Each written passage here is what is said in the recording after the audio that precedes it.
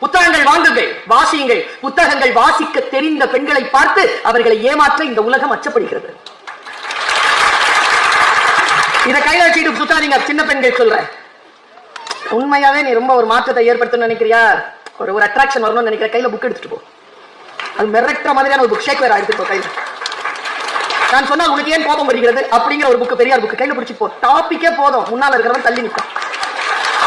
உங்களுக்கு நல்ல தலைவராக நீங்கள் இருக்கிறீர்களா? உங்களுக்கு நல்ல நண்பனாக நீங்கள் இருக்கிறீர்களா?